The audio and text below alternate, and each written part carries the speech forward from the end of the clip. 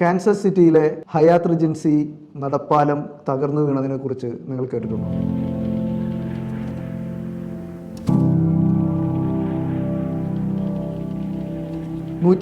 പേരുടെ മരണത്തിനും 216 പേരുടെ ഗുരുതരമായ പരിക്കിനും കാരണമായ ചരിത്രത്തിൽ രേഖപ്പെടുത്തിയ സ്ട്രക്ചറൽ ഫെയിലിയർ കൊണ്ടുണ്ടായ വലിയൊരു സംഭവമാണ് അത്. 1981 ജൂലൈ 17 സംഭവിച്ച ഈ ഒരു അപകടം എങ്ങനെയാണ് ഉണ്ടായത് എന്ന് കൃത്യമായി വിലയിരുത്തപ്പെട്ടിട്ടുണ്ട്. സ്ട്രക്ചറൽ ഡിസൈനിങ്ങിലും അത് എക്സിക്യൂട്ട് ചെയ്യുന്നിടത്തും വന്നിട്ടുള്ള പാകപ്പിഴവുകൾ കൊണ്ടാണ് ഇത്രയും വലിയൊരു അപകടം ഉണ്ടായത് എന്ന് കണ്ടെത്തിയിട്ടുണ്ട്. ഡിസൈൻ ലോഡ് കണക്കാക്കുന്നതിൽ തെറ്റുപറ്റിയതാണ് ഈ ഒരു വലിയ അപകടം ഉണ്ടാവാൻ കാരണം.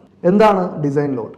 ഒരു സ്ട്രക്ചർ ഡിസൈൻ ചെയ്യുമ്പോൾ ആ സ്ട്രക്ചറിൽ അതിലെ എലമെൻറ്റുകളിൽ വന്നേക്കാവുന്ന പരമാവധി ലോഡിനെ മുന്നിൽ കണ്ടുകൊണ്ട് കണ്ടെത്തുന്ന ലോഡിനെയാണ് ഡിസൈൻ ലോഡ് എന്ന് പറയുന്നത്. പ്രധാനമായും 3 തരത്തിലുള്ള ലോഡുകളാണ് ഒരു സ്ട്രക്ചറിനെ ബാധിക്കുന്നത്. ഒന്ന് അതിൻ്റെ ഡെഡ് ലോഡാണ്. ഡെഡ് ലോഡ് എന്ന് വെച്ച് കഴിഞ്ഞാൽ ആ സ്ട്രക്ചറിന് തന്നെ ഒരു വെയിറ്റ് ഉണ്ടാവും. നിരന്തരമായി വെക്കുന്ന ഫർണിച്ചറുകൾ, അതുപോലെ തന്നെ നിരന്തരമായി വെച്ചേക്കാവുന്ന അവിടുത്തെ മെഷീനറികൾ, അതിനെ ഡെഡ് ലോഡ് എന്നാണ് പറയുക. രണ്ടാമത്തേത് ലൈവ് ലോഡാണ്. ഈ ഡെഡ് ലോഡിന് മുകളിലൂടെ പിന്നീട് വന്നേക്കാവുന്ന ആളുകൾ നടക്കുന്നത് കൊണ്ടുണ്ടാവുന്ന ലോഡുകൾ, അത് സ്ഥിരമായിട്ടുണ്ടാവില്ല, വരികയും പോവുകയും ചെയ്യുന്ന ഒരു ലോഡാണ്. മൂന്നാമത്തെ ലോഡ് എൻവയോൺമെന്റൽ ലോഡുകളാണ്. പ്രധാനമായും കാറ്റ്, അതുപോലെ തന്നെ മഞ്ഞുള്ള സ്ഥലങ്ങളിൽ മഞ്ഞിന്റെ ലോഡ്, ഇനി വെള്ളത്തിൽ നിർമ്മിക്കുന്ന ഒരു സ്ട്രക്ചർ ആണെങ്കിൽ വെള്ളത്തിന്റെ ഒഴുക്കിന്റെ ലോഡ്, ചൂടുള്ള പ്രദേശങ്ങളിലാണെങ്കിൽ ചൂട് കൊണ്ടുണ്ടാകാവുന്ന ലോഡ്, അങ്ങനെ എല്ലാ എൻവയോൺമെന്റൽ ഘടകങ്ങൾ കൊണ്ടുണ്ടാകാവുന്ന ലോഡും നമ്മൾ ഒരു ബിൽഡിംഗ് പണിയുന്നതിന് മുമ്പ് അല്ലെങ്കിൽ നമ്മളൊരു സ്ട്രക്ചർ ഡിസൈൻ ചെയ്യുന്നതിന് മുമ്പ് കണ്ടെത്തേണ്ടതുണ്ട്. ഈ പറഞ്ഞ